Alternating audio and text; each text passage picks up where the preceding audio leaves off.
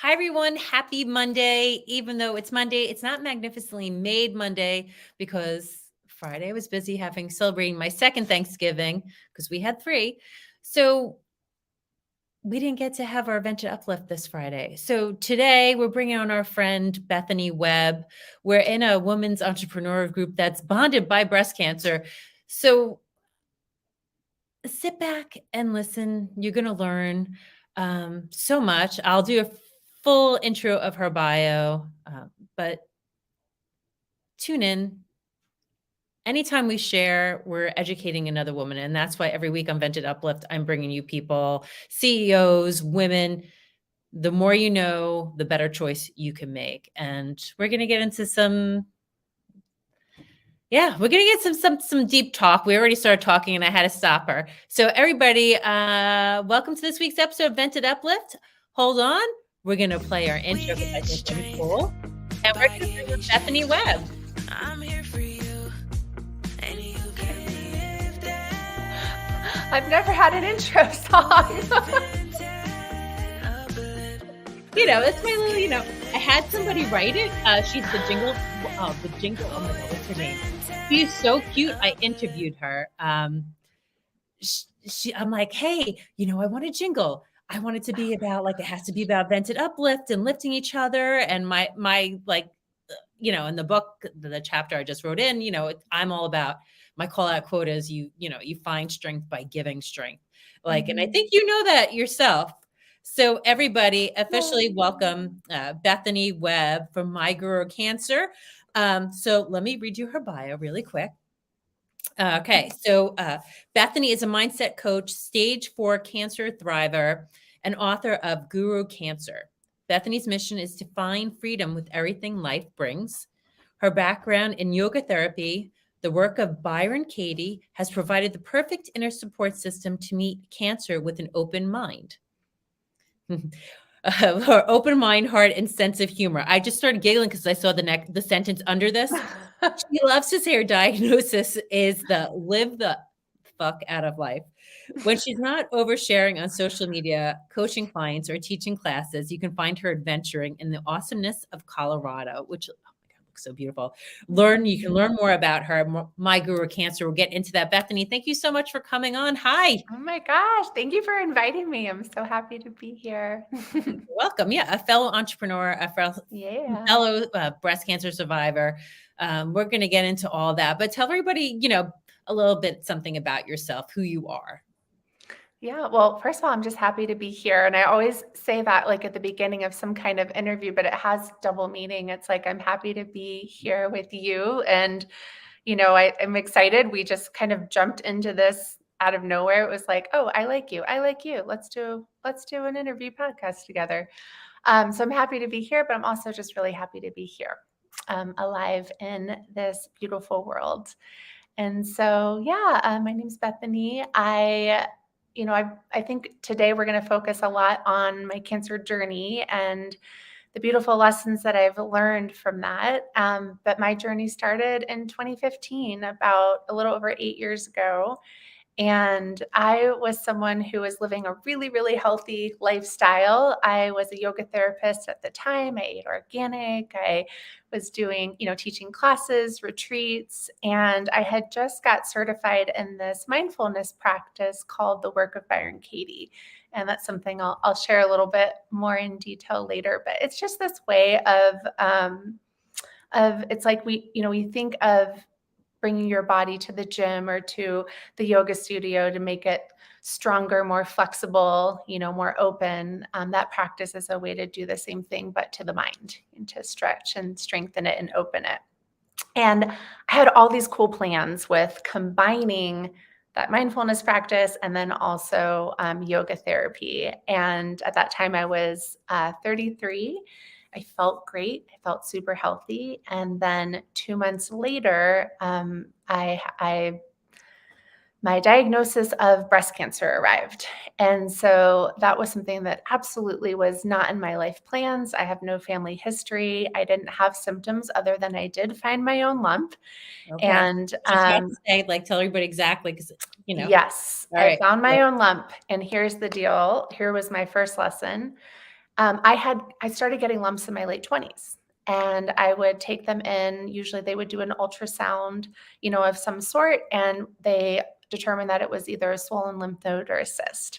And so I had really dense breast tissue, and so lumps became normalized to me. Of course, at the first time I had a lump, I freaked out, but after that, I was like, okay, I have lumps, and I learned how to monitor my breast tissue over time, what to look for. And the lump, which ended up being the cancer lump, was the only one I didn't take to the doctor's right away.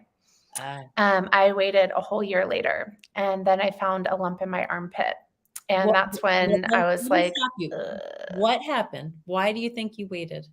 I didn't think it was possible for someone as young and healthy as me to get breast cancer. Because you were 30. Especially with no family history. I didn't know anyone with cancer.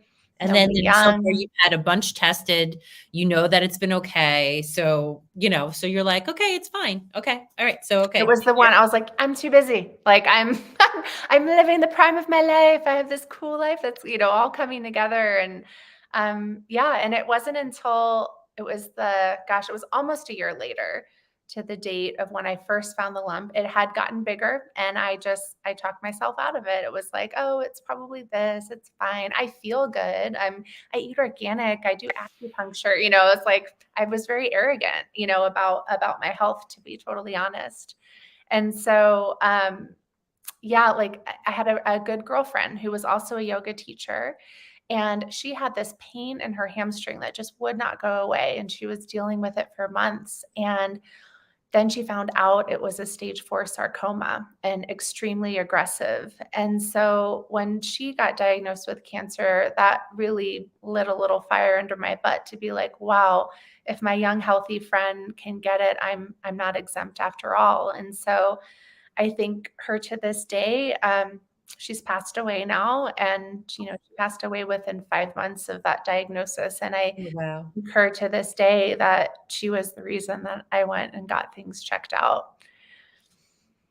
Yeah, that's a lot. That's a lot, but a blessing that she saved your life. So. Yeah. Some people are like, oh, a lump. Like, I feel lumps in me all the time. Was it something specific? Was it hard? Was it movable? Like all those questions that they ask that people don't really know. Yeah, like, it did not present like a cancerous lump. So it was small. It was the size of a pea, and it was movable. I felt it. I don't know if I would have moved my camera, but it was the lower part of the outside of my left breast, and it did move a bit. And so it didn't follow what I had heard, was something to worry about or not. Often they say it has more of like a spider like, sense, or it's a little firmer and it doesn't move is something that is more likely to be cancer. So it did not follow the straight thing. So my advice now, it's like, you feel anything off, go take it to the doctors, get it checked out, and even if, they say it's nothing and you still want that peace of mind, something like a biopsy, of course, can confirm it for sure. And so, I dove into a whole new world, at that point, where I just wanted to get things investigated. I didn't have health insurance at that time. I was self-employed. Obamacare was new. Luckily, actually, I'll start. I don't know how much in detail. I have a very long story.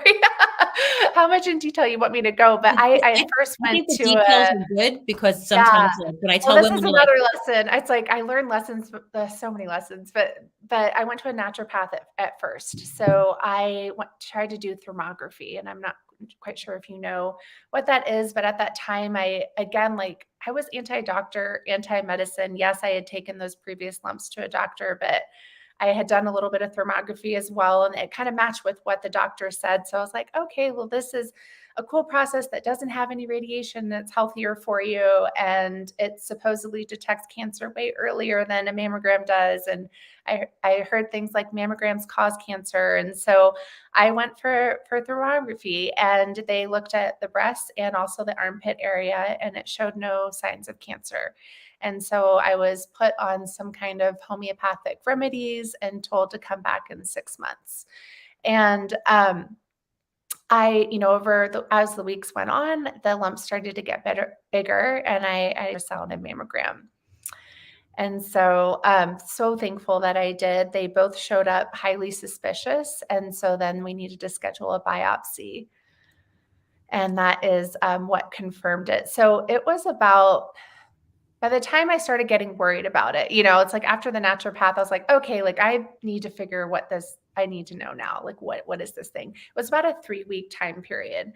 And, I joke with people that I'm someone who's trained at dealing with stress and how to find peace and love and gratitude in life. And I want to share that I threw every single tool I ever learned out the window. Like I just completely freaked out in that diagnostic phase. I cried. I wanted to stay under the covers. I was lashing out at people. I was consumed, like completely consumed with fearful thoughts. I have cancer. My life is over. My dreams are over. I did something wrong. It's my fault. I wasn't healthy enough. I wasn't perfect enough. Were all these beliefs that were filling my head. And it was such a that experience was so pivotal for me because I hit a level of suffering that was just finally, I hit it when I was like, oh my God, enough, like enough, Bethany. Like, you don't even know if this is cancer yet you're like, my mind was absolutely full of it. And so I got to see this direct correlation between the power of the mind. My mind was full of all these scary stories, and therefore my body was exhausted and tired and frustrated and sad. And my emotions were all over the place. So finally, I was motivated because of that suffering to go reach back into my handy dandy toolbox. And that's when I pulled out the work of Byron Katie, that mindset practice that I think saved my life. It certainly saved my sanity. I'll say that. And so I started diving into questioning those thoughts, like my life is over. Is it true? Can I know for sure that my life is over? And no, I don't know that, for sure right now. Even if it is cancer, I don't know that my life is over. There are humans walking the earth with cancer. And then, I noticed part of that inquiry practice is like, gosh, what happens when I'm believing it, that my life is over? How do I react? What happens? And there goes the emotional roller coaster and the worst case scenarios that fill my mind. My breath disappears, my body tightens and constricts. And it's like I could not see one positive thing. And I also couldn't see my real life. Here I am feeling fine. In reality, it's like my body is healthy. I'm walking and moving and getting things checked out. It was really hard to be able to see, clearly when I was believing that thought. And then the fourth question in that practice is, who would you be without the thought, my life is over? And it's like, same thing. I'm getting things checked out. I'm in my same life, but who am I if I drop that belief? And that's a meditative practice, and it takes a little time to sit in. But what I noticed was like I could breathe without that thought.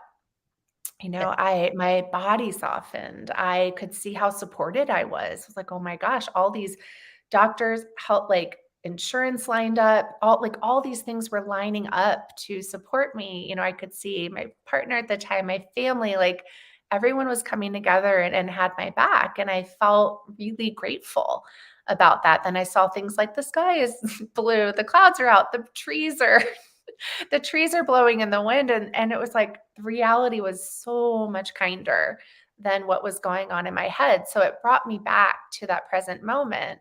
And then the last part of that practice was so fun. You take the belief and you flip it to all these opposites. So my life is over, my life is beginning. And that it like opened my mind to all these possibilities. I did not know if it was cancer at that point, but I entertained. You were just going down the rabbit hole. Right. Like, well, let's say if it was, like, how might that even be good?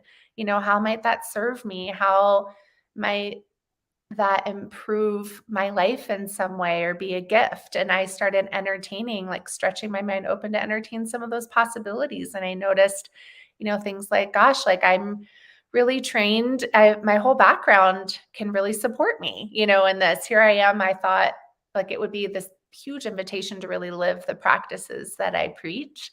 I saw things like maybe it would make relationships stronger. It would certainly make me see life as more precious.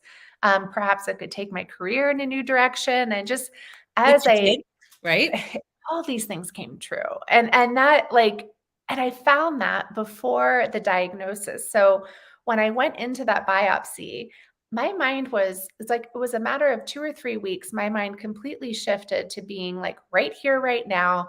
You know what? Obviously, I wish that it's not cancer, but if it is, I'm going to be okay. I've got this. And I walked into that biopsy feeling so confident. The nurse's name was Joy. I loved it so much. And like every little thing became, it was like, oh my gosh, there's a warm blanket. That's amazing. Oh my gosh, the nurse's name is Joy. And she was giving me like this really sweet, helpful advice. And she was so soothing. And they asked if I wanted to watch the biopsy on the screen. I'm like, no, thank you. Please put something over my eyes so I can't see it, and then I bled a little more than normal people. So some extra people came in and like compressed my breast to stop the bleed. I'm like, that's so kind. And I just like, I had this whole like an amazing mindset in it that I could clearly see that like the mind plays such a pivotal role. So when I did hear those words, you have cancer, it's not like I was jumping for joy, but I was not devastated in the way that I think I would have been if I hadn't worked my mind a bit. And then that built such a trust in that practice that was like, all right, here's my go-to companion, this mindset practice. I'm going to meet that for all of this cancer journey because I saw so quickly what a difference that it made. Now, And are these steps in your book? yeah, For yeah, some reason, you everything's hold there. your book up. Yeah, yeah. He's my baby. Her name's my guru. I don't know if she'll be backwards for you guys, but her name No, is my it's guru perfect. cancer. And I started writing her during that diagnostic period. I got so excited that like I was having all these realizations of how cancer could be a good thing. And I would wake up between 2 and 5 a.m. and I was like, you have to get the words out. And so that's when I started. And it was about a 5-year process when this sweet little baby was born. Yeah. Um, I think yeah. that writing is really healing, and Oh I my tell my God. friends, like, what happened to me is that I had, there's 2 local girls, well, 3 local girls that own a spa and a wellness spa, and they had like coach mastering classes. And leading up to my cancer diagnosis, I was just trying to work on me and my mindset and being better and in business. So like it just started with like a weekly meeting, and Mhm. like, all right, get up earlier and start journaling. And I'm like, yeah, right. I'm like, okay, I'm gonna try. And that habit was already set when it came up to my diagnosis. And then Awesome. it was like I was chosen to be on America's Big Deal with Joy Mangano leading. Ah. Yes. Oh, I think that was the stress kicker over that took me over the Oh, no. um, you know, so they were working with me on stage fright and breathing and staying calm and keeping my nerves calm. So the show and my breast cancer diagnosis coincided because it was like I went from my mammogram, my 6-month routine, well, it wasn't for me, it was always 6-month follow-up. And Yeah. then it was like, okay. And then it was like, oh, we think you have DCIS. I'm like, well, F that. I got to be on TV in 2 weeks. So like, I got to, like, I have a lot of money It invested. was Yeah. 2 weeks before? Oh, wow. Yeah. Yeah. So I backed Wow. up my biopsy to like a couple of days after. So yeah, I pushed through like live TV using all those skills of being able to like I cried once for like a second. And I tell my friends like if you have to control what you're saying, your thoughts. Like cancer is not going to win. I'm winning. And just breathing and practicing, I sell aromatherapy jewelry. I practice what I Yeah. preach, and it worked, and I just relaxed and just believed. And then I was telling you, like, I turned my focus into doing for others, and we donated over 600 bracelets, my 2 surgeries at Sloan, because I'm like, hey, who wants to Wow. help me? So I found strength that way. So now you take it, all right, you get it, you have these steps, now you're helping people. You've had double mastectomy, so what was your diagnosis when you got that biopsy? Yeah. So it was a stage, like a late stage 2 or early 3. It was invasive ductal carcinoma and also ER positive. So it had spread from, there was a, tumors and a few little satellite nodules in my left breast, and it spread into my lymphatic system as well. But it seemed to be, contained. It ruled out the rest of the body, which was quite a relief to hear at that time. And so my treatment actually started with aggressive chemo. I did AC and Taxol, is about 6 months of chemo. And so I took that practice to like every module of treatment. So aggressive chemo, double mastectomy, radiation, reconstruction, and then hormone therapy. And so here's someone who I was anti-Western medicine. I'm like, doctors don't know anything, nature heals all. And I managed to grow a lot of cancer with living with nature. So I started opening my mind and questioning my fearful thoughts about medicine was like the biggest part of that first practice. And, I had a belief like chemo is poisonous to my body. And when I walked it through that process, I found quite the opposite, that chemo is healing to my body. And that's why we do it. We don't do it for poison, we do it for healing. And I really envisioned it that way, and with gratitude and kindness. It was like, thank you so much for existing, for healing me. And it works so magically. And I also had just an overarching perspective, and you can probably tell by the name of my book, is that I didn't want to fight cancer. That did not resonate with me in any way, going into battle, going into war. For me, when I approach that mindset, it feels, I'm like piling up the armor, and it's stiff and it's tightened. And it's also looking at something that's in my body as an enemy. And I just I didn't like how that felt for me. And so I very much welcomed cancer into my life as a wise teacher. And so I was like, all right, I didn't choose this path, but here we are. I'm going to learn from you. And I want to grow. I want to open my eyes to all the blessings that you have to offer, and made it like a personal mission to try to find as many as I could. And so that practice really served me. It was about a year-long treatment plan that's very intimately chronicled in this sweet little book, Baby. I was blogging at that time as well. And so that's when the writing, started. And it was so healing to just be able to first just get my story out of my body, and just onto paper, onto the screen. And then it became this other whole healing, just going public with that diagnosis, and then with the blog and sharing. And I was always a little shyer in that area and introverted. And so it was a really neat, it was like, I didn't feel like it was a choice. It was like, oh my, absolutely, I have to share. And then once I did, as it just, you connect with so many amazing humans, and we're all helping each other, navigate through this shit show that nobody expected. And I found so much healing in that as well. And yeah. 100%. When you have people that you can help through it, or can help, vice versa, it's really, or at the same time, you connect people who are going through treatment at the same time. It's really so helpful. And to know you're not alone. I think that's always just a big thing. You're not alone. I'm not alone. I'm not the only one going through this. Yeah. Yeah. So now, okay. So you have it, you have your treatment, and then you're cancer free. And then, and then 5 years. I'm pronounced, physically cancer free. That was in 2016, I guess. Actually, the double mastectomy. I still had some more treatment after, but technically there was no evidence of any cancer at that point. And it's like, you wait to hear those words. It's so exciting. And something happened to my mind then that I hear is, quite a common experience, as my mind went downhill again, after being pronounced physically cancer free. And I thought that was crazy. And wait, this is that thing that I want. And it was like, all these emotions hit, all of what could have happened. I was also having a lot of challenges in my marriage at the time. Cancer really highlighted the issues that we were having. So I could not see them anymore. And it was a lot of, I went through I spiraled downhill again, and again, I just had to be patient with myself, let those tears come out and just move through the grief. And eventually, with that practice, it passed and I could return to reality and joy and kindness.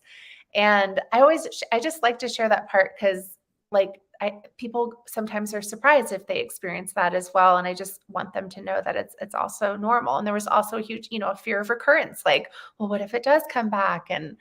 And so I'm actually doing a workshop in a few weeks on the fear of recurrence because that played a big role, in that time. Is that something people can sign up for? Yeah. Okay. All right. They'll go to your website, My Guru. Yeah, I think it's December 14th. I can look. We just set it up. It's the 12th actually.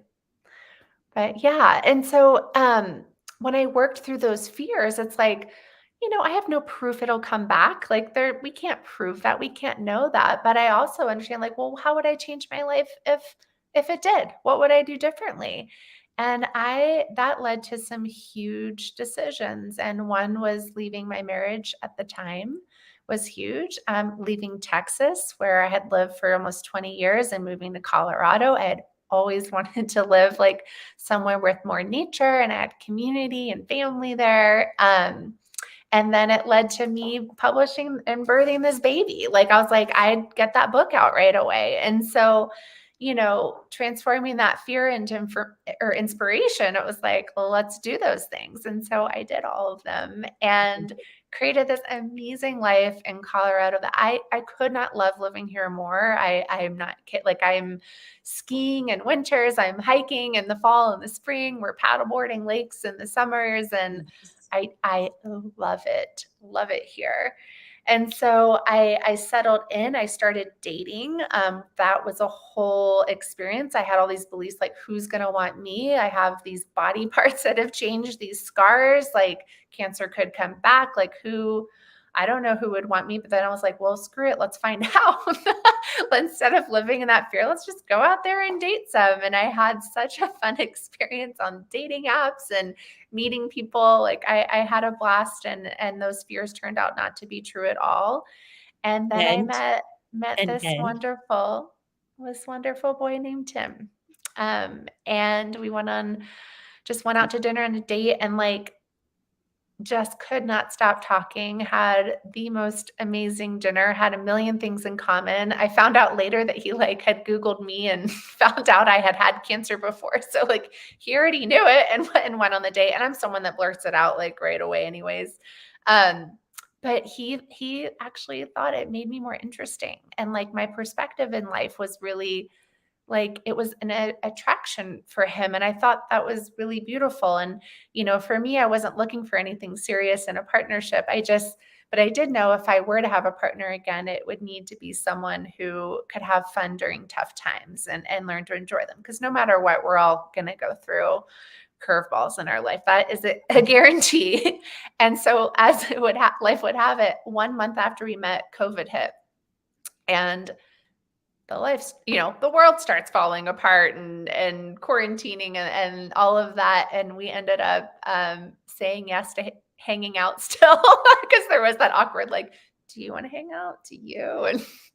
And we fell in love, and it was our honeymoon phase. And now it's been 3.5 years and we're engaged. We're getting married next year. And it's just so beautiful. So that part of life was so exciting. Every dress that you posted. I know. I just shared the reel of the dress. You look like gorgeous in every single one. I don't know how you decided. I love. Did you decide yet? Did I decide? I picked the dress. I did. I just didn't put it in the reel because I'm you guys aren't seeing it until Tim. But every single one was fabulous on you. It was so fun. It was such a fun tell day. Everybody, like, what's going on in your life right now. So what happened in between all of that was a year after we met, I started having really bad low back pain. And, I have a new care team out in Colorado. They weren't with me with my first diagnosis, and I reported it right away. And unfortunately, it was waved off. It was like, 90% of people have low back pain. You're fine. I'm like, I don't know. I'm limping now. Like, this really hurts. And So I tried chiropractics and yoga and stuff to heal it. And it was just getting worse and to the point where it was getting hard to walk. And so I finally found a doctor, a spine specialist that would scan me. And then he ordered the scan and then my insurance denied it. They said it wasn't medically necessary. And they said that they would cover it after I did, I think, 6 weeks of physical therapy.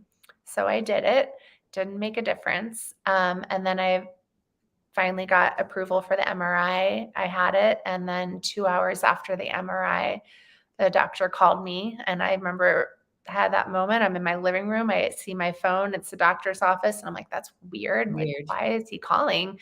It was, to me, I did not think it was cancer. I wanted to rule out cancer, of course. I just want to know what the heck was wrong with my back because it was really screwing up my adventurous life. Like, and so that cancer was like this much a possibility in my mind. But I answered the phone. He's like, are you sitting down?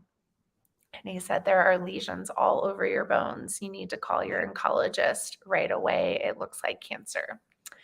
And so that, here I am. I find gratitude. I find blessings. Fuck that moment. It was awful. It was awful and devastating. And in no way did I see that as like a good thing, in life. I completely just fell apart and called Tim right away. He rushed home, called, I just was frantically calling people. So I learned we had a PET scan after that. And I learned it was also my liver, multiple places in my bones. It was I didn't know whose body they were looking at the screen, couldn't even count how many places there were in the bones. And then also some lymph nodes in my stomach. Wow. And so I think my primary emotion was anger and rage at that. Cause I was like, I did all the things medically, nature wise. Like I had so many complementary therapies. I wrote a book. I dedicated my career to helping others. I was like, what more do you want from me, universe? And as much as I wanted to change that reality, it was still reality. And so after some time, sitting with it, and I'm like, again, like, would I vote for this path? No, but here I am in it. And something in me shifted. I had another moment, like this visceral moment at a lake. I was like by a rock, and I'm like, I am going to make the fucking best of this. I am going to make the fucking best of this. And that's when I renamed my diagnosis as Live the Fuck Out of Life. And I just have so much fun calling it that and making it my mission. And I also like living the fuck out of life. I know it sounds like you got to go do all the things. It's not that. It can be that. Okay. Right. And I try to do all the things when I can, but it's also like my body's tired. I have side effects. I have to manage things. So it's also like just being here and embracing whatever's in front of you, and that might be like the first sip of coffee in the morning.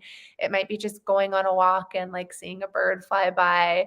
I have a niece and nephew out here, and I just like, I could sit and watch them all day, their little butterball bodies like tumbling over each other, and like snuggling with my partner, binge watching Netflix. Like you can live the fuck out of life in all those experiences.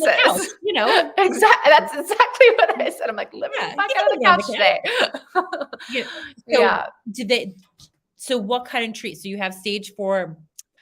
So yeah, gosh. So that was 2.5 years ago, is when that recurrence happened. What did I do first? Oh, I went back into chemo at first. So they found my liver, they found some spots, but my liver enzymes all of a sudden started flying, like skyrocketing. So we did a liver biopsy, also a bone biopsy, just to see the genetic makeup.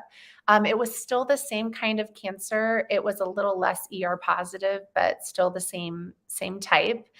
In my liver, there was a lot more cancer though than showed up on the scans. And so they threw me back into chemo for that. So it was a different regimen. It was about 6 months. And then I moved into, that shrunk everything to like a really stable, more microscopic phase, which was again, so exciting. And then they moved me into maintenance therapy, which was more hormone therapy. I'm on Lupron, which is, the shot that puts you and keeps you in menopause.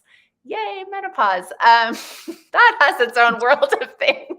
Do you see the glisten on me? I had one 10 minutes ago. You're like, I'm hot flashing at this moment. It was like I was just sweating 10 I'm minutes ago. I was glowing. like, Yeah. So Lupron, Ibrance, anastrozole is an AI, and then also Zometa is a bone strengthener. And so I have been on that for a few years. I hit no evidence of active disease, which in my situation is like one of the Huge. best, things that you can hit. So there's no proof of any active cancer in your body. That happened this past January. And the last scans, recently or a few weeks ago, showed for the first time there might be some progression in the bones again. And so we're going to rescan in January. She gave me the option, do you want to switch up treatment, or wait? And so I said, we're like right in the middle of the holidays. I feel fine. Like, let's wait and wait till January. So the other thing that happened in August, though, is I joined a clinical trial for the first time. And it was just it kind of came about because I was inquiring a lot about blood testing. Like I had heard about the Signatera test and like all these other things. I'm like, should we do this? What about this? What about that? Right. And then this clinical trial came up where they test your blood for this mutation called the ESR1 mutation. And it's something that can develop over time if you've been in hormone therapy, and it can make you resistant to hormone therapy. Like your cancer gets really smart and it starts to, adapt and change with the medications. And so, to me, it was like this kind of sounded smart to join the trial because it was just blood work. It was whenever I was going up there, I would get extra tubes of blood taken. Sure, that's easy. Yeah. Fine. I'm helping MBC research. Great. Helping the world. Sure, let's do it. So I said yes. That was and what happened is what we didn't anticipate is that I already had the mutation. And so that entered me into the second part of the trial where I could actually join. It's a blind study. It's a phase 3 trial. So it's very far along, seeking FDA approval. So not like super experimental, but they're basically testing my treatment plan compared to my same treatment plan, but they swap out the AI, the anastrozole, with the study drug that targets the mutation. And so the goal is to, hold off progression longer. I don't know which group I'm in. And so that's the fun thing now. Nobody knows, but I am on treatment. I just don't know which group I'm in. And so, those recent scans, like for all I know, I'm still on the same treatment plan and I may have progressed, but for all I know, January rolls around and scans look perfect. So who knows? That's what we're going to pray for. But I can tell you, I rebounded so fast from that news. I lost it a few weeks ago, and I'm not kidding, within 24 hours, 36 hours, back to normal. And I was like really shocked at myself because I'm like, well, I mean, right. You're talking to cancer patients all the time and helping them through it, right? So now you're just like, you've learned how to listen to yourself. Yeah. Right. Yeah. And listen to And your like own advice, honor, which is like the hardest thing to do. honor those fears too. Like I definitely don't pretend like I'm immune to fear, but it's like, okay, here we are. Like, wait, like let's look at what the mind is making this mean. Like, oh no, it's progression. Next, I have to change treatment. I won't be able to tolerate treatment. My life is screwed. My quality of life is over. The next treatment won't work. I'll run out of treatment options. The mind always goes like a bajillion steps ahead.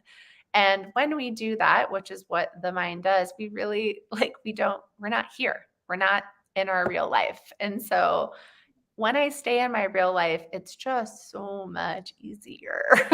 And that is a daily practice. That's beautiful. I've had you talking for an extra 10 minutes. So I forgot. I didn't even look at the time. I'm like, I don't want to, you said the word fear, and I went to this event with my daughter the other day. We're Catholic. I'm not like super, I'm Catholic, but I don't know a lot about a lot of things or searched but I went to this talk with her, and this amazingly funny nun, Sister Virginia Joy was her name. Uh-huh. right? And she gave this talk for 20 minutes. And I mean, it was hysterical, laughing, like, but the way, like, people tell you, like, fear is the way that she really, like, it went into my head. Like, when you are fearful, you're letting the devil in. It was just like the way, like she Oh, said it to me, like interesting. it was able to, like, I was like, oh, she's like, like, that's taking away your faith when you let that fear in, Huh. so it's taking away from who God wants you to be. So, like, if so now I just think of it like when I get afraid, I'm like, I just see like a little devil, like, a little thing, like, and I'm like, oh no, no, no, no, no. Like, I'm gonna push it away and like, no, and have faith in God and in myself. And it was just, it's just the way that she connected in her speech that I was just like, oh, okay. Yeah. Like, yeah, because fear, it's, like you said, you're afraid to tell people about, like, you had a double mastectomy. And I said to you, like, that always scares me when I hear like, oh no, but no, that's what I did. I did the right thing, right? Like, we did the right thing.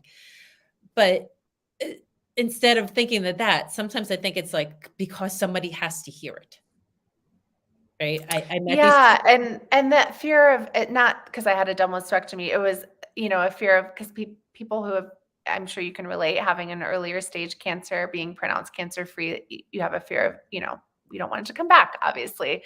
And so being in the public eye and it came back, stage 4, my fear was my story would create more fear for other people.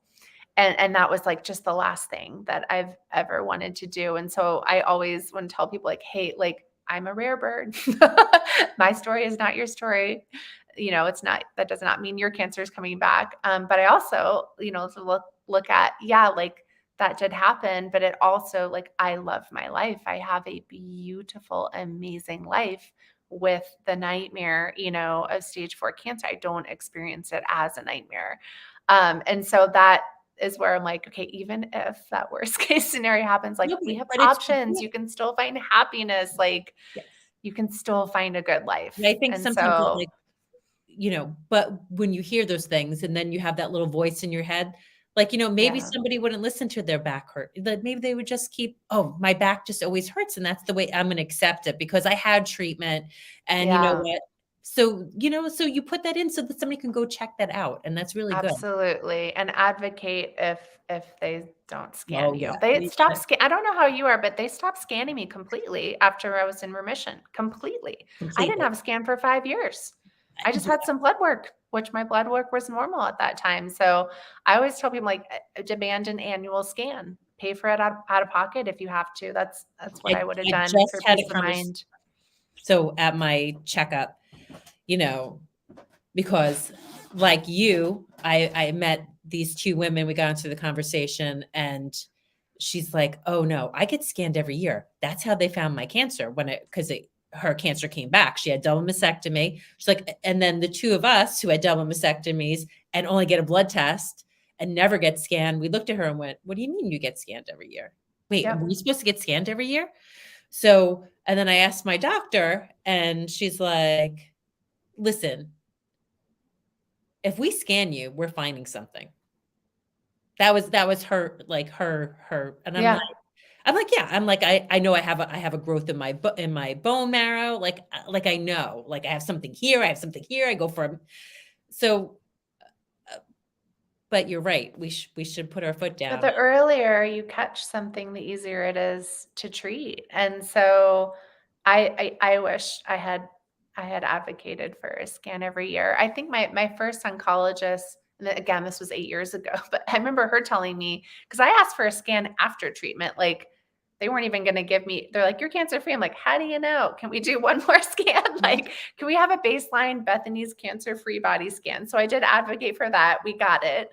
Um, but she said, I remember asking why don't we scan anymore? And she said, you know, by the time you feel a symptom, like it's too late anyways, or something. And I was like, what? And that's not the case anymore for metastatic breast cancer. But I was just like, thanks, cool.